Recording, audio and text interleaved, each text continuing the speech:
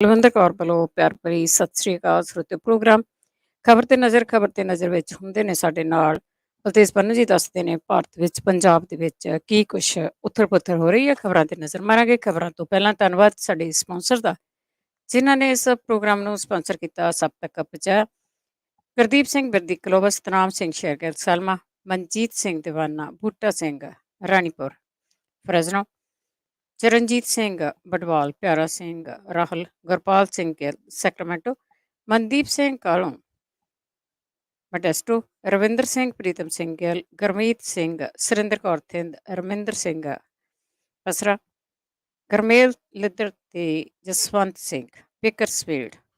Khalsa insurance agency San Jose 4082722500, Tarkiana immigration law firm 4159090503। ਬਹੁਤ ਬਹੁਤ ਧੰਨਵਾਦ ਕਰਦੇ ਹਾਂ ਪ੍ਰੋਗਰਾਮਾਂ ਨੂੰ ਸਪਾਂਸਰ ਕਰਦੇ ਹੋ, ਸਭ ਤੱਕ ਪਹੁੰਚਾਉਂਦੇ ਹੋ। ਖਬਰਾਂ ਵੱਲ ਚੱਲਾਂਗੇ ਤਾਂ ਸਰੋਤਿਓ ਤੁਸੀਂ ਖਬਰਾਂ ਆ ਇਹ ਫੇਸਬੁੱਕ ਦੇ ਉੱਤੇ, YouTube ਦੇ ਉੱਤੇ ਸੁਣ ਸਕਦੇ ਆ। YouTube ਨੂੰ ਸਬਸਕ੍ਰਾਈਬ ਕਰਾ ਸਕਦੇ ਆ ਤੇ ਨਾਲ ਹੀ ਨਾਲ ਐਪ ਨੂੰ ਪਲੀਜ਼ ਜ਼ਰੂਰ ਡਾਊਨਲੋਡ ਕਰ ਲਓ। ਬਲਤੇਜ ਪੰਨੂ ਜੀ, ਸਤਿ ਸ਼੍ਰੀ ਅਕਾਲ, ਸਵਾਗਤ ਹੈ ਜੀ। ਗੱਲ ਦੀ ਧੰਨਵਾਦ ਜੀ, ਬਹੁਤ ਮਿਹਰਬਾਨੀ। ਗੱਲ ਕਰਦੇ ਹੈਗੇ ਆ, 3 ਫੌਜਾਂ ਦੀ ਸਾਂਝੀ ਟੀਮ ਨੇ ਹੈਲੀਕਾਪਟਰ ਜਿਹੜਾ ਹਾਦਸਾ ਹੋਇਆ ਸੀ ਉਸ ਦੀ ਜਾਂਚ ਸ਼ੁਰੂ ਕੀਤੀ ਹੈ। ਇਹਦੇ ਸੰਬੰਧੀ ਰੱਖਿਆ ਮੰਤਰੀ ਨੇ ਜਿਹੜਾ ਇਹ ਦੱਸਿਆ ਜੀ ਕਿ 3 ਫੌਜਾਂ ਦੀ ਸਾਂਝੀ ਟੀਮ ਨੇ ਇਹਦੇ ਛਾਣਬੀਣ ਸ਼ੁਰੂ ਕੀਤੀ ਹੈ। ਬਲੈਕ ਬਾਕਸ ਮਿਲਣ ਤੋਂ ਬਾਅਦ ਏਅਰ ਮਾਰਸ਼ਲ ਦੇ ਵੱਲੋਂ ਹਾਦਸੇ ਵਾਲੀ ਥਾਂ ਦਾ ਮੁਆਇਨਾ ਕੀਤਾ ਗਿਆ। ਤਾਮਿਲਨਾਡੂ ਦੀ ਪੁਲਿਸ ਦੇ ਵੱਲੋਂ ਇਹਦੇ ਸੰਬੰਧੀ ਕੇਸ ਦਰਜ ਕੀਤਾ ਗਿਆ 174 ਧਾਰਾ ਦੇ ਤਹਿਤ।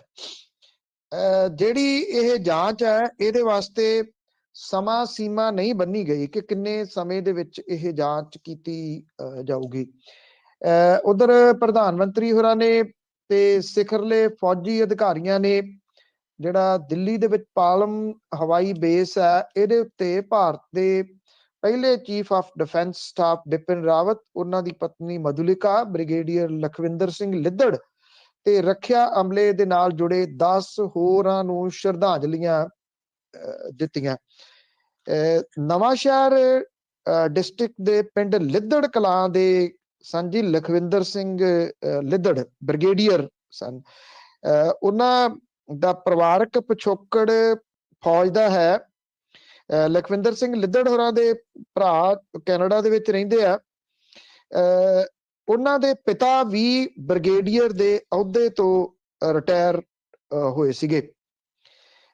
ਉਹ ਅਕਸਰ ਇਸ ਪਿੰਡ ਦੇ ਵਿੱਚ ਆਉਂਦੇ ਜਾਂਦੇ ਰਹਿੰਦੇ ਸੀਗੇ ਤੇ ਇੱਥੇ ਪਿੰਡ ਦੇ ਲੋਕਾਂ ਦੇ ਵਿੱਚ, ਪਿੰਡ ਦੇ ਵਿੱਚ ਵੀ ਵੱਡਾ ਸੋਗ ਉਹਨੂੰ ਲੈ ਕੇ ਹੈ।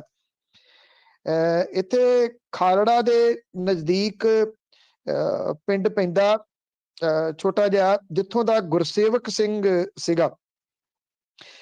ਗੁਰਸੇਵਕ ਸਿੰਘ 2004 ਦੇ ਵਿੱਚ ਭਰਤੀ ਹੋਇਆ ਸੀਗਾ। ਬੈਂਗਲੁਰੂ ਦੇ ਵਿੱਚ ਟ੍ਰੇਨਿੰਗ ਤੇ ਕਮਾਂਡੋ ਬਣਿਆ ਸੀਗਾ ਤੇ ਉਹ 2 ਬੱਚੇ ਨੇ ਛੋਟੇ ਛੋਟੇ ਉਹਦੇ, ਉਹਨਾਂ ਦੇ ਨਾਲ ਰੋਜ਼ ਗੱਲ ਕਰਦਾ ਸੀਗਾ ਵੀਡੀਓ ਕਾਲ ਦੇ ਰਾਹੀਂ, ਪਰ ਹੁਣ ਉਹ ਕਦੀ ਵੀ ਆ ਨਹੀਂ ਸਕੂਗਾ।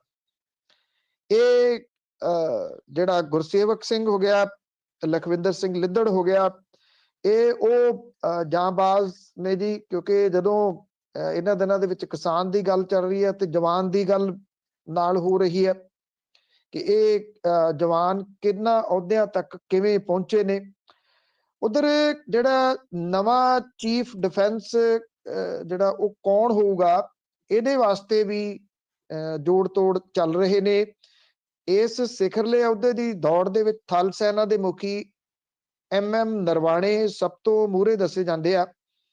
ਜਨਰਲ ਬਿਪਿਨ ਰਾਵਤ ਦੀ ਮੌਤ ਤੋਂ ਬਾਅਦ ਇਹ ਅਹੁਦਾ ਖਾਲੀ ਹੋਇਆ ਔਰ ਨਵੇਂ CDS ਦੀ ਨਿਯੁਕਤੀ ਦੇ ਵਾਸਤੇ ਸਰਕਾਰ ਦੇ ਵੱਲੋਂ ਅਮਲ ਦੇ ਦਰਮਿਆਨ ਰਿਟਾਇਰਡ ਮਿਲਟਰੀ ਕਮਾਂਡਰਾਂ ਦਾ ਇਹ ਕਹਿਣਾ ਹੈ ਕਿ ਜਨਰਲ ਨਰਵਾਣੇ ਦੀ ਨਿਯੁਕਤੀ ਨੀਤੀਗਤ ਤੇ ਸਿਆਣਪ ਵਾਲਾ ਫੈਸਲਾ ਹੋਊਗਾ, ਕਿਉਂਕਿ ਉਹ ਥਲ ਸੈਨਾ ਮੁਖੀ ਦੇ ਅਹੁਦੇ ਤੋਂ ਅਗਲੇ 5 ਮਹੀਨਿਆਂ ਦੇ ਵਿੱਚ ਰਿਟਾਇਰ ਹੋ ਰਹੇ ਨੇ।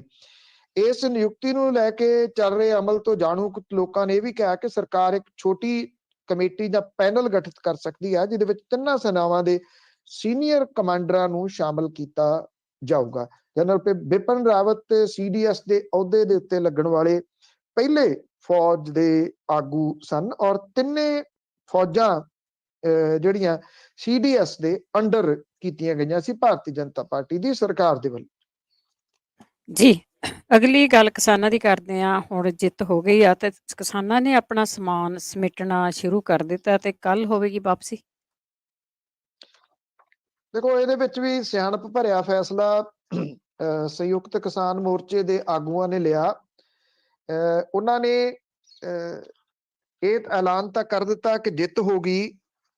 ਰਾਤ ਜਿਹੜਾ ਇੱਥੇ ਸਿੰਘੂ ਬਾਰਡਰ ਦੇ ਉੱਤੇ ਸ਼ਾਮ ਨੂੰ ਜਿਹੜਾ ਪਾਠ ਕੀਤਾ ਜਾਂਦਾ ਉਹਦੇ ਵਿੱਚ ਜੇਤੂ ਅਰਦਾਸ ਕੀਤੀ ਗਈ ਔਰ ਪਰ ਜਿਹੜੀ ਵਾਪਸੀ ਆ ਉਹ ਕੱਲ ਨਹੀਂ ਕੀਤੀ ਗਈ, ਨਾ ਅੱਜ ਕੀਤੀ ਗਈ, ਕਿਉਂਕਿ ਅੱਜ ਅੰਤਮ ਸੰਸਕਾਰ ਜਿਹੜੇ ਹੈਲੀਕਾਪਟਰ ਹਾਦਸੇ ਦੇ ਵਿੱਚ ਮਾਰੇ ਗਏ ਲੋਕ ਨੇ ਉਹਨਾਂ ਦੇ ਹੋਣੇ ਆ, ਜਿਹਦੇ ਕਰਕੇ ਲਾ ਗਿਆ ਕਿ ਇੱਕ ਕਿਉਂਕਿ ਮੀਡੀਆ ਦਾ ਪੱਖ ਹੈਗਾ ਜਾਂ ਮੀਡੀਆ ਦਾ ਇੱਕ ਜਿਹੜਾ ਦਰਬਾਰੀ ਮੀਡੀਆ ਉਹ ਹੋ ਗਿਆ, ਜਾਂ ਕੁਝ ਲੋਕ ਜਿਨ੍ਹਾਂ ਨੇ ਸਿਰਫ ਕਿਸਾਨ ਆਗੂਆਂ ਦੇ ਉੱਤੇ ਕਿਸਾਨਾਂ ਦੇ ਉੱਤੇ ਉਂਗਲੀਆਂ ਹੀ ਚੁੱਕਣੀਆਂ ਹੁੰਦੀਆਂ ਨੇ, ਉਹ ਬਿਨਾਂ ਵਜ੍ਹਾ ਤੋਂ ਇਹਦੇ ਸੰਬੰਧੀ ਕੰਟਰੋਵਰਸੀ ਕ੍ਰੀਏਟ ਕਰ ਸਕਦੇ ਸੀਗੇ ਕਿ ਉਧਰ ਅੰਤਮ ਸੰਸਕਾਰ ਹੋ ਰਹੇ ਆ ਫੌਜ ਦੇ ਆਲਾ ਅਫਸਰਾਂ ਦੇ ਤੇ ਇਹ ਜਿਹੜੇ DJ ਲਾ ਕੇ ਧਮੱਚੜ ਪਾ ਰਹੇ ਨੇ, ਕਿਉਂਕਿ ਆਫਟਰ ਆਲ ਇੱਕ ਬਹੁਤ ਵੱਡਾ ਅੰਦੋਲਨ ਜਿੱਤ ਕੇ ਵਾਪਸ ਆਉਣਾ ਉਹਨਾਂ ਨੇ ਤੇ ਉਹਨਾਂ ਨੇ ਸੈਲੀਬ੍ਰੇਸ਼ਨ ਵੀ ਕਰਨੀ ਆ, ਜਿਹਦੇ ਕਰਕੇ ਇਹ 11 ਤਰੀਕ ਮਿੱਥੀ ਗਈ ਆ। 11 ਤਰੀਕ ਭਲਕੇ 9 ਵਜੇ ਇਹ ਚੱਲਣਗੇ। ਸਿੰਘੂ ਬਾਰਡਰ ਦੇ ਉੱਤੇ ਜਿਹੜਾ KFC ਵਾਲਾ ਪਲਾਜ਼ਾ ਹੈ ਉੱਥੋਂ ਇਹ ਪੰਜਾਬ ਵੱਲ ਨੂੰ ਚਾਲੇ ਪਾਉਣਗੇ।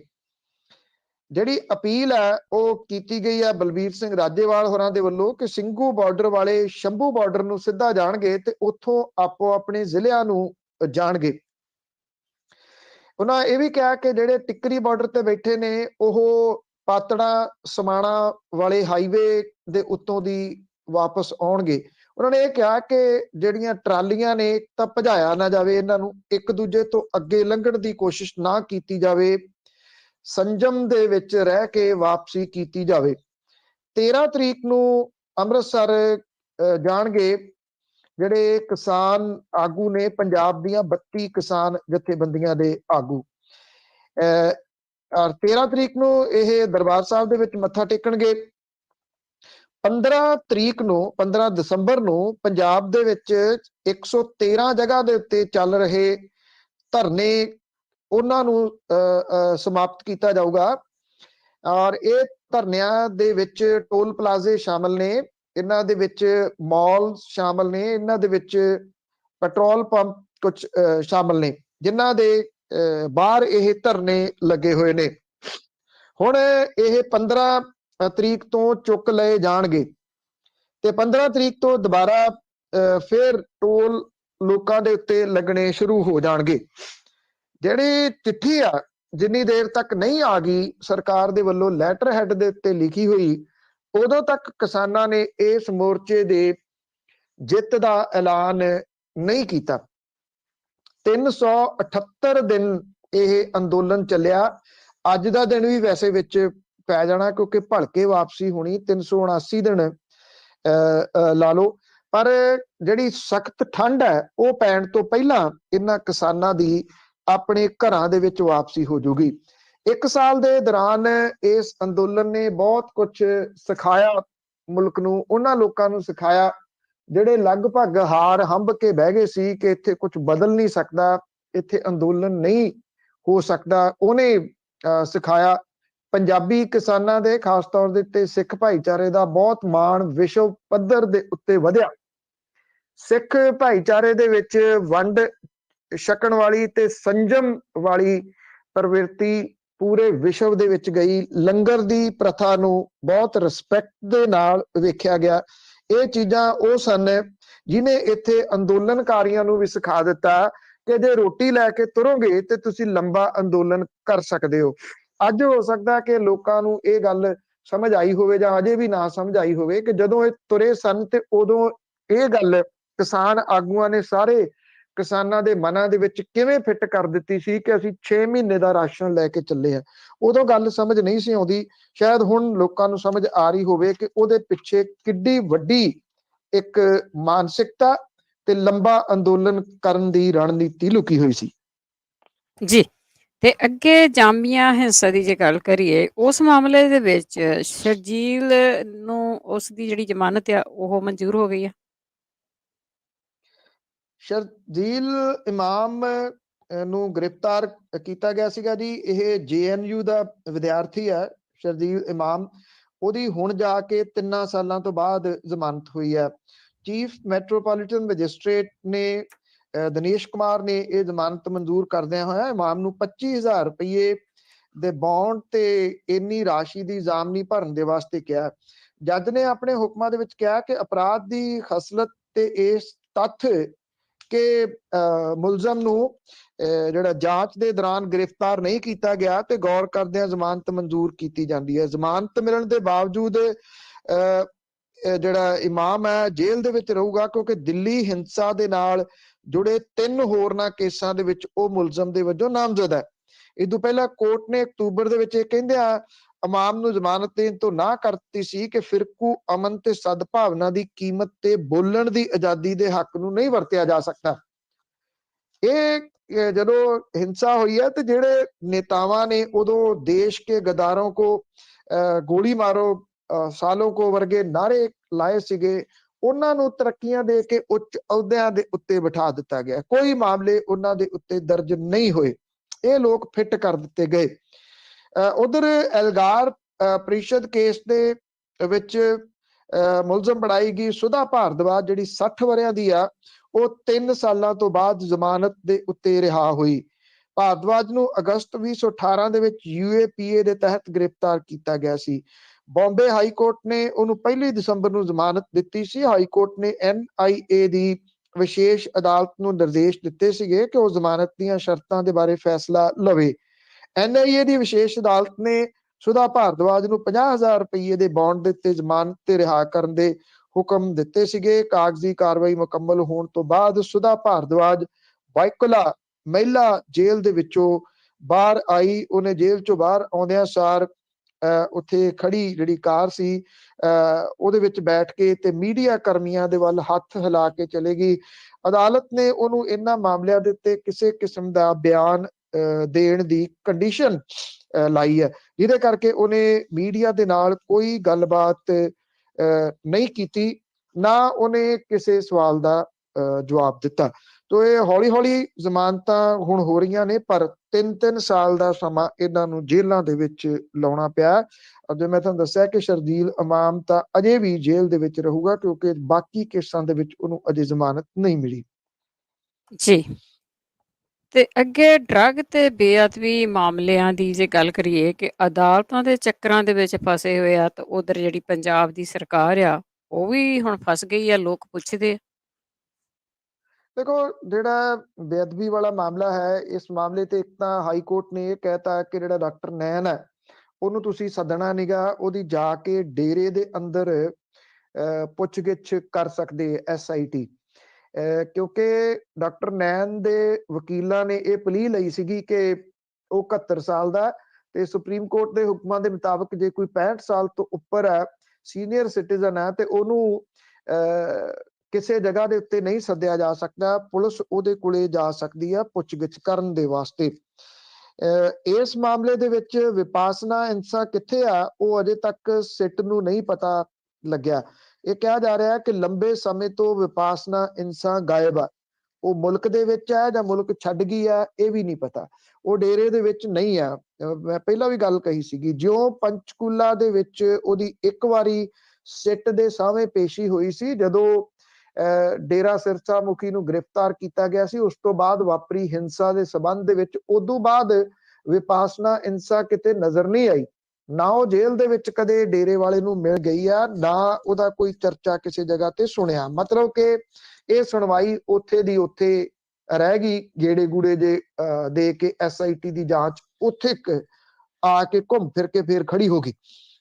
ਦੂਜਾ ਇਹ ਮਾਮਲਾ ਡਰੱਗ ਦਾ ਮਾਮਲਾ, ਜਿਨ੍ਹਾਂ ਗੁਟਕੇ ਦੀ ਸਹੁੰ ਖਾਧੀ ਸੀਗੀ, ਗੁਟਕਾ ਚੁੱਕ ਕੇ ਕਿ 4 ਹਫ਼ਤਿਆਂ ਦੇ ਵਿੱਚ ਨਸ਼ਾ ਬੰਦ ਕਰ ਦਿਆਂਗੇ, ਉਹ ਦੁਬਾਰਾ ਫਿਰ ਚੋਣਾਂ ਲੜਨ ਦੇ ਵਾਸਤੇ ਕਾਹਲੇ ਹੋਏ ਫਿਰਦੇ ਆ ਕਿ ਛੇਤੀ ਛੇਤੀ ਟਿਕਟਾਂ ਦੀ ਅਨਾਉਂਸਮੈਂਟ ਕਰੋ ਤੇ ਉਹਨਾਂ ਭਾਰਤੀ ਜਨਤਾ ਪਾਰਟੀ ਦੇ ਨਾਲ ਗੱਠਜੋੜ ਕਰਕੇ ਚੋਣ ਲੜਨੀ ਚਾਹੁੰਦੇ ਆ। ਇਹ ਮਾਮਲਾ ਅਦਾਲਤ ਦੇ ਵਿੱਚ ਸੀਗਾ। ਅਦਾਲਤ ਨੇ ਕੱਲ 11 ਜਨਵਰੀ ਤਰੀਕ ਪਾਤੀ, ਭਾਵ ਕਿ ਉਦੋਂ ਤੱਕ ਪੰਜਾਬ ਦੇ ਵਿੱਚ ਚੋਣ ਜ਼ਾਬਤਾ ਲੱਗਿਆ ਹੋਇਆ ਹੋਊਗਾ। ਜੇ ਅਦਾਲਤੀ ਫੈਸਲਾ ਡੀਕੋਗੇ ਤੇ ਕੁਝ ਨਹੀਂ ਹੋਣਾ ਇਸ ਮਾਮਲੇ ਦੇ ਵਿੱਚ। ਉਦੋਂ ਕੁਝ ਸਰਕਾਰ ਨੇ ਵੀ ਨਹੀਂ ਕਰ ਸਕਣਾ। ਜਿਹੜੇ ਐਡਵੋਕੇਟ ਜਨਰਲ ਸੀ ਉਹਨੇ ਇਹ ਗੱਲ ਕਹੀ ਕਿ ਜੇ ਇਸ ਮਾਮਲੇ ਨੂੰ ਦਸੰਬਰ ਦੇ ਵਿੱਚ ਹੀ ਸੁਣ ਲਿਆ ਜਾਵੇ ਤਾਂ ਬਿਹਤਰ ਹੈ। ਅਦਾਲਤ ਨਹੀਂ ਮੰਨੀ, 11 ਜਨਵਰੀ ਦੇ ਉੱਤੇ ਤਰੀਕ ਪੈ ਗਈ, ਪਰ ਸਰਕਾਰ ਇਸ ਮਾਮਲੇ ਦੇ ਵਿੱਚ ਫਸ ਗਈ, ਘਿਰੀ ਹੋਈ ਹੈ, ਕਿਉਂਕਿ ਹਾਈ ਕੋਰਟ ਨੇ ਪਿਛਲੀ ਤਰੀਕ ਦੇ ਉੱਤੇ ਇਹ ਗੱਲ ਆਖੀ ਸੀਗੀ ਕਿ ਅਸੀਂ ਕਦੋਂ ਰੋਕਿਆ ਤੁਹਾਨੂੰ ਕਿ ਇਸ ਮਾਮਲੇ ਦੇ ਉੱਤੇ ਅਸੀਂ ਕੋਈ ਰੋਕ ਲਾਈ ਹੋਈ ਹੈ, ਤੁਸੀਂ ਇਹ ਰਿਪੋਰਟ ਖੋਲੋ ਤੇ ਉਹਦੇ ਉੱਤੇ ਕਾਰਵਾਈ ਕਰੋ। ਇਹ ਪਿਛਲੇ ਦਿਨਾਂ ਦੇ ਵਿੱਚ ਦੋਸ਼ ਲਾਇਆ ਸੀਗਾ ਆਮ ਆਦਮੀ ਪਾਰਟੀ ਨੇ ਕਿ ਸਰਕਾਰ ਨੇ ਇੱਕ ਡੀਲ ਬਣਾਈ ਆ ਬਿਕਰਮ ਸਿੰਘ ਮਜੀਠੀਆ ਹੋਰਾਂ ਦੇ ਨਾਲ, ਉਹਨਾਂ ਨੂੰ 1 ਦਿਨ ਦੇ ਵਾਸਤੇ ਗ੍ਰਿਫਤਾਰ ਕੀਤਾ ਜਾਊਗਾ ਤੇ ਉਸ ਤੋਂ ਬਾਅਦ 1 ਦਿਨ ਮਾੜੀਆਂ ਧਾਰਾਵਾਂ ਲਾਈਆਂ ਜਾਣਗੀਆਂ ਤੇ 1 ਦਿਨ ਤੋਂ ਬਾਅਦ ਉਹਦੀ ਜ਼ਮਾਨਤ ਹੋ ਜੂਗੀ। ਇਹ ਪਤਾ ਨਹੀਂ ਇਹਦੇ ਵਿੱਚ ਕਿੰਨੀ ਕੁ ਸੱਚਾਈ ਆ, ਪਰ ਇੱਕ ਗੱਲ ਜ਼ਰੂਰ ਹੈਗੀ ਆ ਕਿ ਇਸ ਮਾਮਲੇ ਦੇ ਵਿੱਚ ਸਰਕਾਰ ਨੇ ਮਿਲ ਕੇ ਖੇਡਿਆ ਇਸ ਸਾਰੇ ਮਸਲੇ ਦੇ ਉੱਤੇ, ਇਹਨੂੰ ਮਹਿਜ਼ ਸਿਆਸੀ ਬਣਾ ਦਿੱਤਾ। ਅੱਜ ਕੈਪਟਨ ਅਮਰਿੰਦਰ ਸਿੰਘ ਹੋਰੀ ਪਤਾ ਨਹੀਂ ਕਿਹੜੇ ਮੂੰਹ ਦੇ ਨਾਲ ਦੁਬਾਰਾ ਫੇਰ ਇਲੈਕਸ਼ਨ ਦੇ ਵਿੱਚ ਕੁੱਦਣ ਨੂੰ ਫਿਰਦੇ ਆ, ਜਦੋਂ ਕਿ ਇਹਨਾਂ ਅਹਿਮ ਮੁੱਦਿਆਂ ਦੇ ਉੱਤੇ ਝੂਠ ਬੋਲ ਕੇ ਔਰ ਗੁਟਕੇ ਦੀ ਸਹੁੰ ਚੁੱਕ ਕੇ ਉਹਨਾਂ ਨੇ ਪਿਛਲੀਆਂ ਚੋਣਾਂ ਜਿੱਤੀਆਂ। ਬਿਲਕੁਲ ਜੀ, ਲੋਕਾਂ ਨੂੰ ਪੁੱਛਣਾ ਚਾਹੀਦਾ, ਲੋਕ ਵੀ ਭੁੱਲ ਜਾਂਦੇ ਆ ਨਾ, ਇਸ ਕਰਕੇ ਤਾਂ ਲੀਡਰ ਆ ਛਾਲਾਂ ਮਾਰਦੇ ਆ। ਅੱਗੇ ਪੰਜਾਬ ਦਾ ਮੁੱਖ ਮੰਤਰੀ ਜਿਸ ਦਾ ਨਾਂ ਹੁਣ ਵਿਸ਼ਵਾਸਜੀਤ ਤੇ ਹੈਗਾ ਆ, ਉਸ ਦੇ ਵੱਲੋਂ ਐਲਾਨ ਜਾਰੀ ਕੀਤੇ ਜਾ ਰਹੇ ਆ, ਪਰ ਇੱਕ ਚਿੱਠੀ ਵਾਇਰਲ ਹੋ ਗਈ ਆ ਜਿਸ ਦੇ ਵਿੱਚ ਉਸਨੇ ਕਿਹਾ ਵੀ ਜਿੱਥੇ ਵੀ ਕੋਈ ਨਾਅਰੇ ਮਾਰਦਾ ਉਸਦੀ ਆਵਾਜ਼ ਬੰਦ ਕਰਨ ਲਈ ਡੀਜੇ ਲਾ ਕੇ ਤਾਂ ਉੱਚੀ ਆਵਾਜ਼ ਕਰ ਦੋ। ਦੇਖੋ ਐਲਾਨ ਹੀ ਕੀਤੇ ਜਾ ਰਹੇ ਨੇ, ਹਾਲਾਂਕਿ ਉਹ ਕਹਿੰਦੇ ਮੈਨੂੰ ਐਲਾਨਜੀਤ ਸਿੰਘ ਨਾ ਕਹੋ, ਮੈਨੂੰ ਵਿਸ਼ਵਾਸਜੀਤ ਸਿੰਘ ਕਹੋ, ਮੈਂ ਵਿਸ਼ਵਾਸਜੀਤ ਸਿੰਘ ਮਤਲਬ ਕਿ ਚਰਨਜੀਤ ਸਿੰਘ ਨਹੀਂ ਗਾ, ਇਹ ਉਹ ਆਪ ਆਪਣੇ ਮੂੰਹੋਂ ਮੰਨ ਰਹੇ ਨੇ।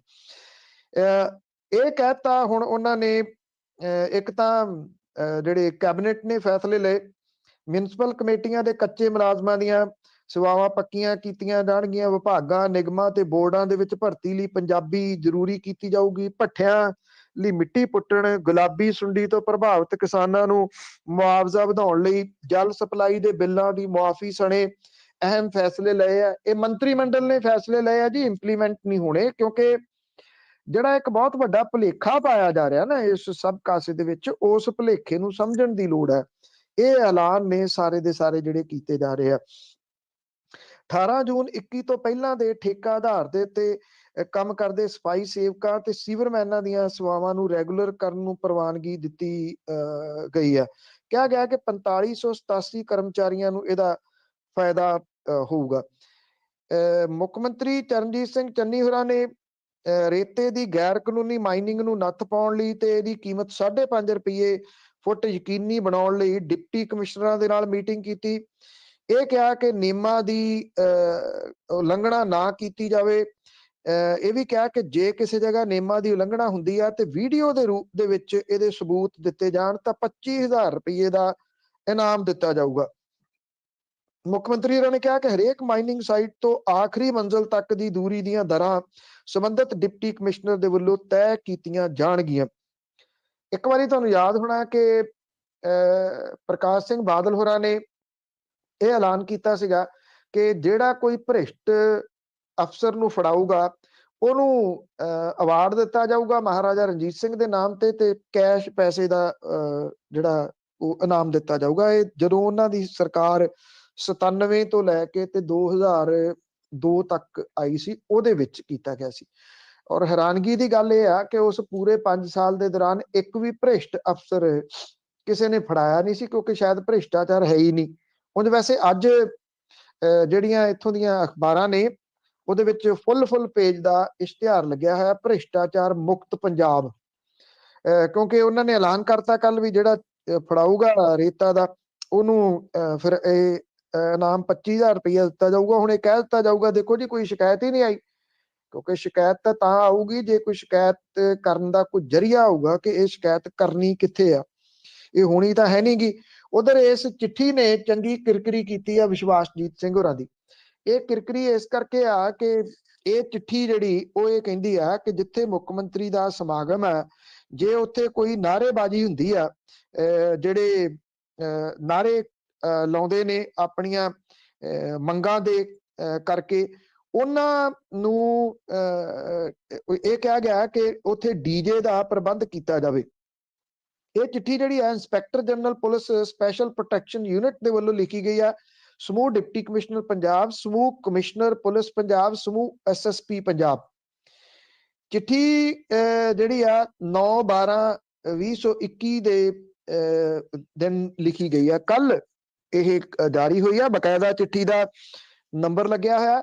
ਇਹ ਕਿਹਾ ਗਿਆ ਇਹਦੇ ਵਿੱਚ ਕਿ ਮਾਨਯੋਗ ਮੁੱਖ ਮੰਤਰੀ ਪੰਜਾਬ ਦੀ ਆਮਦ ਦੇ ਦੌਰਾਨ ਸੁਰੱਖਿਆ ਬੰਦੋਬਸਤ ਕਰਨ ਸੰਬੰਧੀ ਇਹ ਵਿਸ਼ਾ ਯਾਦ ਪੱਤਰ ਦਿੱਤਾ ਗਿਆ ਕਿ ਇਹ ਦੱਸਿਆ ਜਾਂਦਾ ਹੈ ਕਿ ਜਦੋਂ ਵੀ ਮਾਨਯੋਗ ਮੁੱਖ ਮੰਤਰੀ ਪੰਜਾਬ ਤੁਹਾਡੇ ਜ਼ਿਲ੍ਹੇ ਵਿੱਚ ਫੰਕਸ਼ਨ ਕੋਈ ਪ੍ਰੋਗਰਾਮ ਹੁੰਦਾ ਤਾਂ ਮਾਨਯੋਗ ਮੁੱਖ ਮੰਤਰੀ ਪੰਜਾਬ ਦੀ ਆਮਦ ਦੇ ਦੌਰਾਨ ਰਸਤੇ ਦੇ ਵਿੱਚ ਵੱਖ-ਵੱਖ ਜਥੇਬੰਦੀਆਂ ਸੰਗਠਨਾਂ ਦੇ ਵੱਲੋਂ ਉੱਚੀ ਆਵਾਜ਼ ਦੇ ਵਿੱਚ ਨਾਅਰੇ ਲਾਏ ਜਾਂਦੇ ਆ। ਇਸ ਲਈ ਭਵਿੱਖ ਵਿੱਚ ਜਦੋਂ ਵੀ ਮਾਨਯੋਗ ਮੁੱਖ ਮੰਤਰੀ ਪੰਜਾਬ ਜੀ ਦਾ ਆਪ ਜੀ ਦੇ ਜ਼ਿਲ੍ਹੇ ਦੇ ਵਿੱਚ ਫੰਕਸ਼ਨ ਹੁੰਦਾ ਹੈ, ਜਿੱਥੇ ਵੱਖ-ਵੱਖ ਜਥੇਬੰਦੀਆਂ ਵੱਲੋਂ ਆਪਣੀਆਂ ਮੰਗਾਂ ਸੰਬੰਧੀ ਮੁਜ਼ਾਹਰਾ ਕੀਤਾ ਜਾ ਰਿਹਾ ਹੋਵੇ, ਉਸ ਜਗ੍ਹਾ ਤੇ ਡੀਜੇ ਲਾ ਦਿੱਤਾ ਜਾਵੇ, ਜਿਹਦੇ ਵਿੱਚ ਗੁਰਬਾਣੀ ਸ਼ਬਦ, ਧਾਰਮਿਕ ਗੀਤ ਚਲਾਏ ਜਾਣ ਤੇ ਉਹਨਾਂ ਦੇ ਨਾਅਰਿਆਂ ਦੀ ਆਵਾਜ਼ ਨਾ ਸੁਣਾਈ ਦੇਵੇ। ਸੋ ਹੋ ਸਕਦਾ ਜੀ ਉੱਥੇ ਆਵੀਂ ਬਾਬਾ ਨਾਨਕਾ, ਜਾਵੀਂ ਬਾਬਾ ਨਾਨਕਾ ਇਹ ਸੁਣਨ ਨੂੰ ਗੀਤ ਮਿਲਣਗੇ ਤੇ ਲੋਕਾਂ ਦੀ ਆਵਾਜ਼ ਦਬਾ ਦਿੱਤੀ ਜਾਊਗੀ। ਚਿੱਠੀ ਵਾਇਰਲ ਹੋ ਗਈ ਤੇ ਇਹਨੂੰ ਫਿਰ ਇਹ ਕਿਹਾ ਗਿਆ ਸ਼ਾਮ ਤੱਕ, ਦੇਰ ਰਾਤ ਤੱਕ, ਕਿ ਜੀ ਕਲੈਰੀਕਲ ਮਿਸਟੇਕ ਹੋ ਗਈ। ਇਸ ਕਰਕੇ ਕਲੈਰੀਕਲ ਮਿਸਟੇਕ ਹੋਣ ਕਰਕੇ ਇਸ ਚਿੱਠੀ ਨੂੰ ਵਾਪਸ ਲਿਆ ਜਾਂਦਾ, ਪਰ ਉਦੋਂ ਪਹਿਲਾਂ ਸਰਕਾਰ ਦੀ ਮਾਨਸਿਕਤਾ ਨੰਗੀ ਜ਼ਰੂਰ ਹੋ ਗਈ ਹੋਈ ਸੀ। ਬਿਲਕੁਲ ਜੀ, ਅੰਦਰਗਤੀ ਤਾਂ ਬਹੁਤ ਹੋਰ ਕੁਝ ਹੋ ਰਿਹਾ, ਲੋਕਾਂ ਦੇ ਨਾਲ ਧੋਖਾ ਹੀ ਹੋ ਰਿਹਾ। ਅੱਗੇ ਛੋਟੇਪੁਰ ਹੁਣ ਵੱਡੇਪੁਰ ਬਣ ਗਏ ਆ ਜੀ ਅਕਾਲੀ ਦਲ ਦੇ ਵਿੱਚ ਜਾਣ ਕਰਕੇ, ਤਾਂ ਟਿਕਟ ਦਾ ਵੀ ਐਲਾਨ ਹੋ ਗਿਆ ਆ ਤੇ ਹੁਣ ਜਿੱਧਰੋਂ ਟਿਕਟ ਮਿਲੀ ਆ ਤੇ ਉਧਰੋਂ ਅਕਾਲੀ ਆਗੂ ਔਖੇ ਆ। ਦੇਖੋ ਇੱਥੇ ਸਮੱਸਿਆ ਇਹ ਹੈ ਕਿ ਕੋਈ ਰਿਟਾਇਰ ਹੋਣ ਨੂੰ ਤਿਆਰ ਨਹੀਂ, ਜਿੰਨੀ ਮਰਜ਼ੀ ਉਮਰ ਹੋਵੇ। ਵੈਸੇ ਜਿੱਥੇ ਪ੍ਰਕਾਸ਼ ਸਿੰਘ ਬਾਦਲ ਹੋਰੀ ਰਿਟਾਇਰ ਹੋਣ ਨੂੰ ਤਿਆਰ ਨਹੀਂ, ਛੋਟੇਪੁਰ ਹੋਰੀ ਤਾਂ ਇਹ ਕਹਿਣਗੇ ਕਿ ਮੇਰੇ ਤਾਂ ਨਾਮ ਦੇ ਨਾਲ ਵੀ ਛੋਟੇ ਲੱਗਦਾ, ਉਹਨਾਂ ਨੇ ਛੋਟਾ ਹੀ ਰਹਿਣਾ। ਤੋ ਇਸ ਕਰਕੇ ਉਹ ਦੁਬਾਰਾ ਅਗਲੀ ਪਾਰੀ ਖੇਡਣ ਦੇ ਵਾਸਤੇ ਫਿਰ ਉਸ ਅਕਾਲੀ ਦਲ ਬਾਦਲ ਦੇ ਵਿੱਚ ਆ ਗਏ ਆ, ਜਿੱਥੋਂ ਉਹ ਕਿਸੇ ਵੇਲੇ ਗਏ ਸੀ। ਭੌਂ ਕੇ ਸਾਰੀਆਂ ਪਾਰਟੀਆਂ ਦੇ ਵਿੱਚ ਉਹ ਵਾਪਸ ਪਰਤ ਆਏ ਆ ਤੇ ਨਾਲ ਦੀ ਨਾਲ ਸੁਖਬੀਰ ਸਿੰਘ ਬਾਦਲ ਹੋਰਾਂ ਨੇ ਉਹਨਾਂ ਨੂੰ ਸੀਨੀਅਰ ਮੀਤ ਪ੍ਰਧਾਨ ਲਾਤਾ ਅਕਾਲੀ ਦਲ ਬਾਦਲ ਦਾ, ਤੇ ਉਹਨਾਂ ਨੂੰ ਟਿਕਟ ਬਟਾਲੇ ਤੋਂ ਦੇ ਦਿੱਤੀ ਹੈ। ਬਟਾਲੇ ਤੋਂ ਕਿਉਂ ਦਿੱਤੀ ਹੈ ਇਹ ਪਤਾ ਨਹੀਂ ਅਕਾਲੀ ਦਲ ਬਾਦਲ ਦੀਆਂ ਕੀ ਕੈਲਕੂਲੇਸ਼ਨਸ ਨੇ, ਸੁਖਬੀਰ ਸਿੰਘ ਬਾਦਲ ਦੀਆਂ ਕੀ ਕੈਲਕੂਲੇਸ਼ਨਸ ਨੇ। ਇਹ ਕਿਹਾ ਜਾ ਰਿਹਾ ਕਿ ਬਟਾਲੇ ਤੋਂ ਪਾਰਟੀ ਦੇ ਉਮੀਦਵਾਰ ਬਣਾਉਣ ਦੇ ਨਾਲ ਜਿਹੜੇ ਉੱਥੇ ਲੋਕਲ ਆਗੂ ਇਹਦੀ ਝਾਕ ਰੱਖਦੇ ਸੀ, ਉਹ ਅਪਸੈਟ ਦੱਸੀ ਦੇ ਆ। ਕਈ ਆਗੂ ਇਸ ਹਲਕੇ ਤੋਂ ਟਿਕਟ ਲੈਣ ਦੇ ਚਾਹਵਾਨ ਸੀਗੇ। ਹਲਕਾ ਬਟਾਲਾ ਤੋਂ ਲਖਬੀਰ ਸਿੰਘ ਲੋਧੀ ਨੰਗਲ ਵਿਧਾਇਕ ਬਣੇ ਸੀ, ਪਰ ਹੁਣ ਉਹ ਫਤਿਹਗੜ੍ਹ ਚੂੜੀਆਂ ਤੋਂ ਉਹਨਾਂ ਨੂੰ ਟਿਕਟ ਦਿੱਤੀ ਗਈ ਆ। ਬਟਾਲਾ ਦੇ ਵਿੱਚ ਕਈ ਲੋਕਲ ਆਗੂਆਂ ਨੇ 6 ਮਹੀਨਿਆਂ ਤੋਂ ਆਪਣੀਆਂ ਸਰਗਰਮੀਆਂ ਵਿੱਢੀਆਂ ਸੀਗੀਆਂ। ਤੁਹਾਨੂੰ ਇਹ ਵੀ ਯਾਦ ਹੋਣਾ ਕਿ ਬਟਾਲੇ ਦੇ ਵਿੱਚ ਹਿੰਦੂ ਵੋਟ ਜ਼ਿਆਦਾ ਹੋਣ ਕਰਕੇ ਅਕਾਲੀ ਦਲ ਬਾਦਲ ਇੱਥੋਂ ਕਿਸੇ ਹਿੰਦੂ ਚਿਹਰੇ ਨੂੰ ਟਿਕਟ ਦੇਣ ਦੇ ਰੌਂ ਦੇ ਵਿੱਚ ਸੀਗਾ। 3 ਕੁ ਮਹੀਨੇ ਪਹਿਲਾਂ ਇੱਥੋਂ ਦੇ ਇੱਕ ਹਿੰਦੂ ਆਗੂ ਦੇ ਵਾਸਤੇ ਡੀਜੇ ਦਾ ਪ੍ਰਬੰਧ, ਮਤਲਬ ਕਿ ਟੈਂਟ ਵੀ ਲਾ ਲਏ ਗਏ ਸੀਗੇ ਤੇ ਟੈਂਟ ਲੱਗੇ ਰਹਿ ਗਏ ਸੀ, ਕਿਉਂਕਿ ਲਾਸਟ ਮਿੰਟ ਦੇ ਉੱਤੇ ਕਾਂਗਰਸ ਨੇ ਉਹਨੂੰ ਫੇਰ ਮਨਾ ਲਿਆ ਸੀ। ਅਸ਼ਵਨੀ ਸ਼ੇਖਰੀ ਉਹਦਾ ਨਾਮ ਸੀ, ਤੋ ਉਹਨੂੰ ਮਨਾ ਲਿਆ ਗਿਆ ਸੀਗਾ ਲਾਸਟ ਮਿੰਟ ਦੇ ਉੱਤੇ, ਤੇ ਉਹ ਅਕਾਲੀ ਦਲ ਬਾਦਲ ਦੇ ਵਿੱਚ ਨਹੀਂ ਸੀ ਗਿਆ। ਸਾਬਕਾ ਕੈਬਨਿਟ ਮੰਤਰੀ ਬਲਵੀਰ ਸਿੰਘ ਬਾਠ ਨੇ ਇਹ ਗੱਲ ਕਹੀ ਹੈ ਕਿ ਛੋਟੇਪੁਰ ਮਿਹਨਤੀ ਵਰਕਰ ਹੈ ਤੇ ਉਹਦੇ ਪਾਰਟੀ ਦੇ ਵਿੱਚ ਸ਼ਾਮਲ ਹੋਣ ਦੇ ਨਾਲ ਇੱਥੇ ਕਈ ਸੀਟਾਂ ਦੇ ਉੱਤੇ ਅਕਾਲੀ ਦਲ ਬਾਦਲ ਨੂੰ ਜਿਹੜਾ ਉਹ ਮਿਲ ਸਕਦਾ ਆ ਲੋਕਾਂ ਦਾ ਸਹਿਯੋਗ। ਜਿਹੜਾ ਜੇ ਬਾਕੀ ਗੱਲ ਕਰ ਲਈਏ ਤੇ ਮਾਸਟਰ ਬਲਦੇਵ ਸਿੰਘ ਜਿਹਨਾਂ ਨੂੰ MLA ਸ਼ਿਪ ਜਾਂਦੀ ਰਹੀ ਸੀ ਉਹਨਾਂ ਦੀ ਪਿਛਲੇ ਦਿਨਾਂ ਦੇ ਵਿੱਚ, ਉਹਨਾਂ ਨੇ ਆਮ ਆਦਮੀ ਪਾਰਟੀ ਤੋਂ ਅਸਤੀਫਾ ਦੇ ਦਿੱਤਾ। ਉਹਨਾਂ ਨੇ ਅਸਤੀਫਾ ਦੇਣ ਦੇ ਕਾਰਨ ਜੈਤੋ ਤੋਂ ਉਹਨਾਂ ਨੂੰ ਟਿਕਟ ਦੀ ਨਾ ਹੋ ਜਾਣ ਕਰਕੇ ਦਿੱਤਾ ਗਿਆ। ਹਾਲਾਂਕਿ ਇਹ ਕਹਿਤਾ ਉਹਨਾਂ ਨੇ ਕਿ ਨਿੱਜੀ ਰੁਝੇਵਿਆਂ ਕਰਕੇ ਉਹ ਇਹ ਅਸਤੀਫਾ ਦੇ ਰਹੇ ਆ। ਮਾਸਟਰ ਬਲਦੇਵ ਸਿੰਘ ਸੁਖਪਾਲ ਸਿੰਘ ਖਹਿਰਾ ਦੇ ਨਾਲ ਪਾਰਟੀ ਛੱਡ ਗਏ ਸੀ, ਉਂਝ ਵੈਸੇ ਪਾਰਟੀ ਦੇ ਵਿੱਚ ਫੇਰ ਵਾਪਸ ਆ ਗਏ ਸੀ। ਆਉਣ ਜਾਣ ਉਹਨਾਂ ਦਾ ਵੀ ਬਣਿਆ ਰਿਹਾ। ਤੋ ਇਹ ਆਉਣ ਜਾਣ ਕਰਕੇ ਉਹਨਾਂ ਦਾ ਜਿਹੜਾ ਜੀ ਉਹਨਾਂ ਨੂੰ ਟਿਕਟ ਨਹੀਂ ਦਿੱਤੀ ਜਾ ਰਹੀ ਸੀ ਆਮ ਆਦਮੀ ਪਾਰਟੀ ਦੇ ਵੱਲੋਂ। ਅਜਿਹੀਆਂ ਕਨਸੋਆਂ ਸਨ। ਉਧਰ ਜਿਹੜਾ ਭਾਰਤੀ ਜਨਤਾ ਪਾਰਟੀ ਦੇ ਨਾਲ ਗੱਠਜੋੜ ਕਰਨਾ ਜਾਂ ਨਹੀਂ ਕਰਨਾ, ਇਹਦੇ ਬਾਰੇ ਸੁਖਦੇਵ ਸਿੰਘ ਢੀਂਡਸਾ ਹੋਰੀ ਬਹੁਤ ਦੋ ਚਿੱਤੀ ਦੇ ਵਿੱਚ ਨੇ। ਹੁਣ ਉਹਨਾਂ ਨੇ ਇਹ ਕਿਹਾ ਕਿ ਜਿਹੜੇ ਪਾਰਟੀ ਦੇ ਸਰਪ੍ਰਸਤ ਨੇ ਰਣਜੀਤ ਸਿੰਘ ਬ੍ਰਹਮਪੁਰਾ, ਉਹਨਾਂ ਦੇ ਨਾਲ ਸਲਾਹ ਮਸ਼ਵਰਾ ਕਰਕੇ ਦੱਸਿਆ ਜਾਊਗਾ ਕਿ ਇਸ ਮਾਮਲੇ ਦੇ ਉੱਤੇ ਉਹਨਾਂ ਨੇ ਕੀ ਫੈਸਲਾ ਲੈਣਾ। ਬਿਲਕੁਲ ਜੀ, ਕਿਸੇ ਨੂੰ ਵੀ ਕੁਝ ਨਹੀਂ ਪਤਾ ਲੱਗਦਾ ਜਿਸ ਤਰ੍ਹਾਂ ਡੱਡੂ ਛੜਪੇ ਵੱਜ ਰਿਹਾ, ਕੋਈ ਕਿੱਧਰ ਕੋਈ ਕਿੱਧਰ। ਤੁਸੀਂ ਵਿੱਚ ਜੇ ਪ੍ਰਕਾਸ਼ ਸਿੰਘ ਬਾਦਲ ਦਾ ਨਾਂ ਲਿਆ ਸੀ, ਪਰ ਜੇ ਲੰਬੀ ਤੋਂ ਪ੍ਰਕਾਸ਼ ਸਿੰਘ ਬਾਦਲ ਤਿਆਰੀਆਂ ਕਰਦੇ ਇਲੈਕਸ਼ਨ ਲੜਨੇ ਦੇ ਲਈ, ਤੇ ਮੁਲਕ ਭਰ ਦੇ ਵਿੱਚ ਸਭ ਤੋਂ ਵੱਡੀ ਉਮਰ ਦਾ ਕੈਂਡੀਡੇਟ ਹੋਵੇਗਾ। ਦੇਖੋ ਤਿਆਰੀ ਤਾਂ ਉਹ ਕਰ ਰਹੇ ਆ। ਉਹਨਾਂ ਦਾ ਹੁਣੇ ਹੈਪੀ ਬਰਥਡੇ ਲੰਘ ਕੇ ਗਿਆ ਤੇ ਸੁਖਬੀਰ ਸਿੰਘ ਬਾਦਲ ਹੋਰੀ ਉਹਨਾਂ ਦੇ ਹੱਥ ਫੜ ਕੇ ਤੁਰੇ ਆਉਂਦੇ ਫੋਟੋ ਪਾਈ ਸੀਗੀ ਕਿ ਮੈਨੂੰ ਕਹਿੰਦੇ ਉਹਨਾਂ ਦੇ ਵਿੱਚੋਂ ਪੂਰਾ ਪੰਜਾਬ ਦਿਸਦਾ। ਔਰ ਪਤਾ ਨਹੀਂ ਪ੍ਰਕਾਸ਼ ਸਿੰਘ ਬਾਦਲ ਹੋਰਾਂ ਨੂੰ ਸ਼ਾਇਦ ਸੁਖਬੀਰ ਸਿੰਘ ਬਾਦਲ ਹੋਰਾਂ ਤੋਂ ਪੰਜਾਬ ਦਿਸਦਾ ਹੋਵੇ। ਦੋਨੋਂ ਇੱਕ ਦੂਜੇ 'ਚ ਪੰਜਾਬ ਦੇਖੀ ਜਾਂਦੇ ਆ। ਤੋ ਪ੍ਰਕਾਸ਼ ਸਿੰਘ ਬਾਦਲ ਹੋਰੀ ਤਿਆਰੀ ਕਰ ਰਹੇ ਆ ਲੰਬੀ ਤੋਂ। ਕਾਗਜ਼ੀ ਜੇ ਉਹਨਾਂ ਦੀ ਉਮਰ ਦੇਖੀਏ ਤਾਂ ਉਹ 2 ਦਿਨ ਪਹਿਲਾਂ 94 ਸਾਲ ਦੇ ਹੋ ਕੇ ਹਟੇ ਆ। ਔਰ ਉਹਨਾਂ ਦੇ ਵੱਲੋਂ ਦੁਬਾਰਾ ਤੋਂ ਫਿਰ ਇੱਕ ਵਾਰੀ ਚੋਣ ਲੜੀ ਜਾ ਰਹੀ ਹੈ। ਜੇ ਇਸ ਤਰ੍ਹਾਂ ਹੁੰਦਾ, ਲੰਬੀ ਤੋਂ ਪ੍ਰਕਾਸ਼ ਸਿੰਘ ਬਾਦਲ ਹੀ ਚੋਣ ਲੜਦੇ ਆ, ਤਾਂ ਉਹ ਦੁਨੀਆ ਦੇ ਸਭ ਤੋਂ ਵਡੇਰੀ ਉਮਰ ਦੇ MLA ਦੇ ਉਮੀਦਵਾਰ ਹੋਣਗੇ। ਜਿੱਤਣ ਜਾਂ ਨਾ ਜਿੱਤਣ ਉਹ ਬਾਅਦ ਵਾਲੀ ਗੱਲ ਹੈ। ਵੈਸੇ ਲੰਬੀ ਸੀਟ ਤੋਂ ਬਾਦਲ ਪਰਿਵਾਰ ਨੂੰ ਹਰਾਉਣਾ ਔਖਾ ਕਿਹਾ ਜਾਂਦਾ ਹੈ। ਬਹੁਤ ਇੱਕ ਸੈੱਟ ਸੀਟ ਹੈ ਇਸ ਬਾਦਲ ਪਰਿਵਾਰ ਦੀ। 2017 ਦੇ ਵਿਧਾਨ ਸਭਾ ਚੋਣਾਂ ਦੇ ਵਿੱਚ ਕੈਪਟਨ ਅਮਰਿੰਦਰ ਸਿੰਘ ਹੋਰੀ ਗਏ ਸੀਗੇ ਪ੍ਰਕਾਸ਼ ਸਿੰਘ ਬਾਦਲ ਹੋਰਾਂ ਨੂੰ ਇਸੇ ਸੀਟ ਤੋਂ ਜਿਤਾਉਣ ਦੇ ਵਾਸਤੇ। ਤੇ ਜਿਵੇਂ ਰਵਨੀਤ ਸਿੰਘ ਬਿੱਟੂ ਹੋਰੀ ਜਲਾਲਾਬਾਦ ਤੋਂ ਸੁਖਬੀਰ ਸਿੰਘ ਬਾਦਲ ਹੋਰਾਂ ਨੂੰ ਜਿਤਾਉਣ ਦੇ ਵਾਸਤੇ ਗਏ ਸੀ, ਕਿਉਂਕਿ ਉੱਥੋਂ ਰਵਨੀਤ ਸਿੰਘ ਬਿੱਟੂ ਦਾ ਜਾਣਾ ਤੇ ਉਹ ਸੁਖਬੀਰ ਸਿੰਘ ਬਾਦਲ ਦੀ ਜਿੱਤ ਦਾ ਕਾਰਨ ਬਣਿਆ ਸੀ, ਕਿਉਂਕਿ ਭਗਵੰਤ ਮਾਨ ਉੱਥੋਂ ਚੋਣ ਲੜ ਰਹੇ ਸੀ। ਲੰਬੀ ਤੋਂ ਜਰਨੈਲ ਸਿੰਘ ਚੋਣ ਲੜ ਰਹੇ ਸੀ। ਤਕੜੀ ਫਾਈਟ ਉਹ ਦੇ ਰਹੇ ਸੀ ਉਸ ਵੇਲੇ। ਪਰ ਕੈਪਟਨ ਅਮਰਿੰਦਰ ਸਿੰਘ ਹੋਰੀ ਗਏ ਉੱਥੇ ਤੇ ਉਹਨਾਂ ਦਾ ਉੱਥੇ ਜਾਣਾ, ਜਿਹੜੀਆਂ ਵੋਟਾਂ ਕੱਟਣੀਆਂ, ਉਹ ਪ੍ਰਕਾਸ਼ ਸਿੰਘ ਬਾਦਲ ਹੋਰਾਂ ਦੀ ਜਿੱਤ ਦੇ ਵਿੱਚ ਰੋਲ ਨਿਭਾਇਆ ਸੀ। ਨਹੀਂ ਤਾਂ ਅਦਰਵਾਈਜ਼ ਜੇ ਤੁਸੀਂ ਉਹ ਪਰਸੈਂਟੇਜ ਲੈ ਲਓ ਤੇ ਦੋਨੋਂ ਸੀਟਾਂ ਉਸ ਵੇਲੇ ਹਾਰ ਰਹੇ ਸੀਗੇ ਇਹ, ਜੇ ਵੱਡੇ ਕਾਂਗਰਸੀ ਆਗੂ ਉਹਨਾਂ ਦੀ ਮਦਦ ਨਾ ਕਰਦੇ ਜਾ ਕੇ। ਮੈਨੂੰ ਨਹੀਂ ਲੱਗਦਾ ਕਿ ਇਸ ਵਾਰੀ ਰਵਨੀਤ ਸਿੰਘ ਬਿੱਟੂ ਜਲਾਲਾਬਾਦ ਤੋਂ ਚੋਣ ਲੜਨ ਜਾਊਗਾ ਤੇ ਕੈਪਟਨ ਅਮਰਿੰਦਰ ਸਿੰਘ ਹੋਰੀ ਲੰਬੀ ਤੋਂ ਚੋਣ ਲੜਨ ਜਾਣਗੇ, ਕਿਉਂਕਿ ਇਸ ਵਾਰੀ ਇਦਾਂ ਦੀ ਕੋਈ ਟੱਕਰ ਹੋਣੀ ਨਹੀਂ। ਇਸ ਕਰਕੇ ਇਹ ਹੋਰ ਤਰੀਕੇ ਦੇ ਨਾਲ ਉਹਨਾਂ ਦੀ ਮਦਦ ਕਰਨਗੇ। ਲੰਬੀ ਸੀਟ ਬੜੀ ਅਹਿਮ ਹੈ ਇਹਦੇ ਅਕਾਲੀ ਦਲ ਬਾਦਲ ਦੇ ਵਾਸਤੇ। ਉਹਨੇ ਅਜੇ ਤੱਕ ਇੱਥੋਂ ਆਪਣਾ ਉਮੀਦਵਾਰ ਖੜਾ ਨਹੀਂ ਕੀਤਾ। 2017 ਦੇ ਵਿੱਚ ਪ੍ਰਕਾਸ਼ ਸਿੰਘ ਬਾਦਲ ਹੋਰਾਂ ਨੇ ਕਿਹਾ ਸੀਗਾ ਕਿ ਉਹਨਾਂ ਦੀ ਅਖੀਰਲੀ ਚੋਣ ਹੈ, ਪਰ ਜਿਵੇਂ ਲੋਕਾਂ ਨੂੰ ਉਹ ਮਿਲ ਰਹੇ ਆ, ਨਾ ਉਹਨਾਂ ਦੀ ਅਖੀਰਲੀ ਚੋਣ ਹੈ ਤੇ ਜਿਵੇਂ ਕੈਪਟਨ ਅਮਰਿੰਦਰ ਸਿੰਘ ਹੋਰੀ ਵੀ ਕਹਿੰਦੇ ਸੀ 17 ਦੇ ਵਿੱਚ ਇਹ ਉਹਨਾਂ ਦੀ ਅਖੀਰਲੀ ਚੋਣ ਹੈ, ਤੇ ਉਹ ਵੀ ਦੁਬਾਰਾ ਤੋਂ ਫੇਰ ਕਹਿੰਦੇ ਆ ਕਿ ਨਹੀਂ ਨਹੀਂ ਮੈਂ ਤਾਂ ਉਹ ਤਾਂ ਕੰਮ ਗਿਆ, ਹੁਣ ਮੈਂ ਤਾਂ ਦੁਬਾਰਾ ਨਵੀਂ ਪਾਰੀ ਦੇ ਵਾਸਤੇ ਤਿਆਰ ਆ ਤੇ ਅਜੇ ਮੇਰੇ ਚ ਬਹੁਤ ਸਾਰੀ ਸਿਆਸਤ ਜਿਹੜੀ ਉਹ ਬਚੀ ਹੋਈ ਹੈ। ਸੁੱਚਾ ਸਿੰਘ ਛੋਟੇਪੁਰ, ਕੈਪਟਨ ਅਮਰਿੰਦਰ ਸਿੰਘ, ਪ੍ਰਕਾਸ਼ ਸਿੰਘ ਬਾਦਲ, ਲਾਲ ਸਿੰਘ ਹੋਰੀ, ਇਹ ਇਸ ਤਰ੍ਹਾਂ ਦੇ ਨਾਮ ਨੇ ਜੀ। ਇਹਨਾਂ ਦਾ ਕੋਈ ਪਤਾ ਨਹੀਂ ਕਿ ਉਹਨਾਂ ਨੇ ਅਜੇ ਕਿੰਨੀ ਦੇਰ ਇਹ ਕਹਿ ਕੇ ਫਿਰ ਚੋਣਾਂ ਦੇ ਵਿੱਚ ਆ ਜਾਣਾ ਕਿ ਇਹ ਮੇਰੀ ਆਖਰੀ ਚੋਣ ਹੈ। ਬਿਲਕੁਲ ਜੀ, ਕੰਮ ਜੋ ਬਹੁਤ ਵਧੀਆ ਕੀਤੇ ਤਾਂ ਹੀ ਲੋਕੀ ਇਹਨਾਂ ਨੂੰ ਵੋਟਾਂ ਪਾਈ ਜਾਂਦੇ ਆ। ਅਖੀਰ ਦੇ ਵਿੱਚ ਗੱਲ ਕਰਦੇ ਆ, ਥਾਂ ਥਾਂ ਤੇ ਧਰਨੇ, ਰੋਸ ਮੁਜ਼ਾਹਰੇ ਤੇ ਲੋਕ ਇਕੱਠੇ ਹੋਏ ਆ। ਲੋਕ ਪੁੱਛਦੇ ਵੀ ਆ ਸਰਕਾਰ ਨੂੰ ਕਿ ਕੁਝ ਕਰਦੇ ਕਿਉਂ ਨਹੀਂ। ਦੇਖੋ ਥਾਂ ਥਾਂ ਦੇ ਉੱਤੇ ਜਿਹੜੇ ਚਾਹੇ ਉਹ ਕੱਚੇ ਮੁਲਾਜ਼ਮ ਨੇ ਜੀ, ਉਹਨਾਂ ਦੇ ਧਰਨੇ ਲੱਗੇ। PRTC ਰੋਡਵੇਜ਼ ਵਾਲਾ ਮਾਮਲਾ ਕੱਚੇ ਮੁਲਾਜ਼ਮਾਂ ਦਾ ਚੱਲ ਰਿਹਾ। ਪ੍ਰਾਈਵੇਟ ਬੱਸਾਂ ਵਾਲਿਆਂ ਦੇ ਜਿੰਨੇ ਇੱਕ ਟੈਕਸ ਦੇਣੇ ਪਏ ਆ, ਉਹਨਾਂ ਨੇ ਉਦੋਂ ਵੱਧ ਕਮਾ ਲਏ ਹੋਣੇ ਆ, ਕਿਉਂਕਿ ਤੁੰਨ ਤੁੰਨ ਕੇ ਪ੍ਰਾਈਵੇਟ ਬੱਸਾਂ ਵਾਲੇ ਲਿਆ ਰਹੇ ਆ। NHM ਵਰਕਰ ਜਿਹੜੇ ਨੇ ਉਹ 3 ਦਿਨ ਤੋਂ ਕੰਮ ਛੱਡ ਕੇ ਹੜਤਾਲ ਦੇ ਉੱਤੇ ਨੇ। ਸੂਬੇ ਦੇ ਵਿੱਚ ਸਾਰੇ ਸਿਵਲ ਹਸਪੀਟਲਾਂ ਦੇ ਵਿੱਚ ਡਿਲੀਵਰੀ ਕੇਸ ਰੈਫਰ ਤੇ ਆਪਰੇਸ਼ਨ ਟਾਲੇ ਜਾ ਰਹੇ ਆ। 3 ਦਿਨਾਂ ਦੇ ਵਿੱਚ 200 ਡਿਲੀਵਰੀ ਕੇਸ ਤੇ 150 ਦੇ ਕਰੀਬ ਆਪਰੇਸ਼ਨ ਟਾਲੇ ਗਏ ਆ। ਹਾਲਾਂਕਿ ਡਾਕਟਰ ਐਮਰਜੈਂਸੀ ਦੇ ਵਿੱਚ ਆਉਣ ਵਾਲੇ ਡਿਲੀਵਰੀ ਤੇ ਐਮਰਜੈਂਸੀ ਆਪਰੇਸ਼ਨ ਕੇਸ ਹੈਂਡਲ ਕਰ ਰਹੇ ਆ।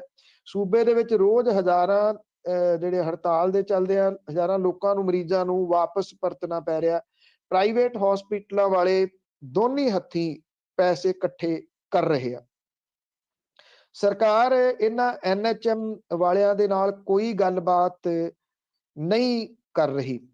ਉਹ ਇਹ ਕਹਿੰਦੇ ਆ ਕਿ ਹੁਣ ਅਸੀਂ ਮੁੱਖ ਮੰਤਰੀ ਦੇ ਘਰ ਦੇ ਮੂਹਰੇ ਜਾ ਕੇ ਭੁੱਖ ਹੜਤਾਲ ਕਰਾਂਗੇ। ਉਧਰ ਜਿਹੜੇ ਵੱਖ-ਵੱਖ ਵਰਕਰਸ ਨੇ ਜੀ, ਉਹ ਧਰਨਿਆਂ ਦੇ ਉੱਤੇ ਬੈਠੇ ਨੇ। ਜਿੱਧਰ ਨੂੰ ਮਰਜ਼ੀ ਚੱਲ ਜਾਓ, ਤੁਹਾਨੂੰ ਹਰ ਜਗ੍ਹਾ ਦੇ ਉੱਤੇ, ਹਰ ਸ਼ਹਿਰ ਦੇ ਵਿੱਚ ਤੁਹਾਨੂੰ ਧਰਨਾ ਮਿਲੂਗਾ। ਜਿਹੜੇ ਅਸਿਸਟੈਂਟ ਪ੍ਰੋਫੈਸਰ ਰੱਖੇ ਸੀ ਉਹ ਵੀ ਸੜਕਾਂ ਦੇ ਉੱਤੇ ਆ ਗਏ। ਪੁਲਿਸ ਦੀ ਜਿਹੜੀ ਭਰਤੀ ਦਾ ਐਗਜ਼ਾਮ ਲਿਆ ਗਿਆ ਸੀ ਉਹ ਵੀ ਸੜਕਾਂ ਦੇ ਉੱਤੇ ਆ ਗਏ। ਸਾਰੀ ਦਿਹਾੜੀ ਇਹੀ ਆਨਸਰ ਕਰਨਾ ਪੈਂਦਾ ਜੀ ਵੀ ਇੱਕ ਵਾਰੀ ਸਾਡੀ ਗੱਲ ਕਰ ਦਿਓ, ਇੱਕ ਵਾਰੀ ਸਾਡੀ ਗੱਲ ਕਰ ਦਿਓ। ਸਾਰੇ ਲੋਕ ਇਹ ਸੋਚਦੇ ਆ ਕਿ ਅਗਲੇ 5-7 ਦਿਨਾਂ ਦੇ ਵਿੱਚ ਜੇ ਕੋਈ ਕੰਮ ਹੋ ਗਿਆ ਤਾਂ ਹੋ ਗਿਆ, ਨਹੀਂ ਤਾਂ ਫਿਰ ਚੋਣ ਜ਼ਾਬਤਾ ਲੱਗ ਜਾਣਾ, ਕੁਝ ਹੋਣਾ ਨਹੀਂ। ਇੱਥੇ ਖੰਨੇ ਦੇ ਨਜ਼ਦੀਕ ਪਾਇਲ ਦੇ ਵਿੱਚ ਸੀਗੇ ਮੁੱਖ ਮੰਤਰੀ, ਜਿੱਥੇ ਉਹਨਾਂ ਨੇ ਇਹ ਗੱਲ ਕਹੀ ਕਿ ਮੈਂ ਤਾਂ ਆਮ ਆਦਮੀ ਆ ਤੇ ਦੇਖੋ ਮੈਂ ਤਾਂ ਬਣਦਿਆਂ ਸਾਰ 2 ਕਿਲੋਵਾਟ ਤੱਕ ਦੇ ਬਿਜਲੀ ਦੇ ਮਾਫ ਸਾਰੇ ਬਿੱਲ ਕਰ ਦਿੱਤੇ। ਉੱਥੇ ਔਰਤਾਂ ਨੇ ਮੁੱਖ ਮੰਤਰੀ ਹੋਰਾਂ ਨੂੰ ਘੇਰ ਲਿਆ। ਇਹ ਗੱਲ ਕਹੀ ਕਿ ਤੁਹਾਡੀਆਂ ਸਕੀਮਾਂ ਦਾ ਲਾਭ ਸਿਰਫ ਰਾਜਨੀਤਿਕ ਪਹੁੰਚ ਵਾਲੇ ਲੋਕਾਂ ਨੂੰ ਹੋ ਰਿਹਾ। ਇੱਕ ਔਰਤ ਕਹਿੰਦੀ ਮੈਂ 2 ਸਾਲ ਤੋਂ ਨੀਲਾ ਕਾਰਡ ਬਣਾਉਣ ਦੀ ਕੋਸ਼ਿਸ਼ ਕਰ ਰਹੀ ਹਾਂ, ਨੀਲਾ ਕਾਰਡ ਅਜੇ ਤੱਕ ਬਣਿਆ ਨਹੀਂ। ਇੱਥੇ ਰੈਲੀ ਦੇ ਵਿੱਚ ਮੌਜੂਦ ਬਹੁਤ ਸਾਰੀਆਂ ਔਰਤਾਂ ਸੀਗੀਆਂ ਜਿਨ੍ਹਾਂ ਨੇ ਹੱਥਾਂ ਦੇ ਵਿੱਚ ਮੰਗ ਪੱਤਰ ਫੜੇ ਹੋਏ ਸੀ। ਜਦੋਂ ਮੁੱਖ ਮੰਤਰੀ ਹੋਰਾਂ ਨੇ ਇਹ ਗੱਲ ਕਹੀ ਕਿ ਉਹ ਤਾਂ ਆਮ ਆਦਮੀ ਹੈ ਤੇ ਆਮ ਲੋਕਾਂ ਨੂੰ ਮਿਲਦੇ ਆ, ਇਹਨਾਂ ਨੇ ਆਪਣੇ ਮੰਗ ਪੱਤਰ ਹਵਾ ਦੇ ਵਿੱਚ ਲਹਿਰਾਉਣੇ ਸ਼ੁਰੂ ਕਰਤੇ। ਨਾ ਮੁੱਖ ਮੰਤਰੀ ਕੋਲੇ ਆਏ, ਨਾ ਕਿਸੇ ਨੇ ਮੁੱਖ ਮੰਤਰੀ ਨੂੰ ਉਹਨਾਂ ਨੂੰ ਮਿਲਾਇਆ। ਇਹ ਔਰਤਾਂ ਇਹ ਵੀ ਕਹਿ ਰਹੀਆਂ ਸੀਗੀਆਂ ਕਿ ਉਹਨਾਂ ਦੇ ਏਰੀਏ ਦੇ ਵਿੱਚ ਸ਼ਰੇਆਮ ਚਿੱਟਾ ਵਿਕ ਰਿਹਾ, ਲੋਕਾਂ ਦੇ ਪੁੱਤ ਚਿੱਟਾ ਪੀ ਕੇ ਓਵਰਡੋਜ਼ ਦੇ ਨਾਲ ਮਰੀ ਜਾਂਦੇ ਆ। ਪੁਲਿਸ ਕੋਈ ਕਾਰਵਾਈ ਨਹੀਂ ਕਰਦੀ, ਕਿਸੇ ਜਗ੍ਹਾ ਦੇ ਉੱਤੇ ਕੋਈ ਸੁਣਵਾਈ ਨਹੀਂ ਹੋ ਰਹੀ। ਪਰ ਮੁੱਖ ਮੰਤਰੀ ਚਰਨਜੀਤ ਸਿੰਘ ਚੰਨੀ ਹੁਰੀ ਉਰਫ ਵਿਸ਼ਵਾਸਜੀਤ ਸਿੰਘ ਹੁਰੀ ਆਪਣੇ ਐਲਾਨ ਕਰਕੇ ਹੋ ਗਏ, ਕਿਸੇ ਨੂੰ ਮਿਲੇ ਹੀ ਨਹੀਂ ਜੀ। ਜੀ ਬਸ ਇਹ ਥੋੜੇ ਕੁ ਦਿਨ ਹੋਰ ਰਹਿੰਦੇ ਜੀ। ਬਹੁਤ ਬਹੁਤ ਧੰਨਵਾਦ। ਮਿਹਰਬਾਨੀ ਜੀ, ਧੰਨਵਾਦ ਜੀ, ਸਤਿ ਸ਼੍ਰੀ ਅਕਾਲ। ਸਤਿ ਸ਼੍ਰੀ ਅਕਾਲ ਜੀ। ਤੇ ਸਰੋਤੇ ਸਨ ਬਲਤੇਜ ਪੰਨੂ ਜੀ ਸਾਡੇ ਨਾਲ ਜੁੜਦੇ ਨੇ, ਕਰਦੇ ਨੇ ਖਬਰਾਂ। ਇਸੇ ਦੇ ਨਾਲ ਸਾਡਾ ਅੱਜ ਦਾ ਬੁਲਟਨ ਇੱਥੇ ਹੀ ਸਮਾਪਤ। ਬਲਵਿੰਦਰ ਕੌਰ ਵੱਲੋਂ ਆਪ ਸਭ ਨੂੰ ਹੀ ਸਤਿ ਸ਼੍ਰੀ ਅਕਾਲ।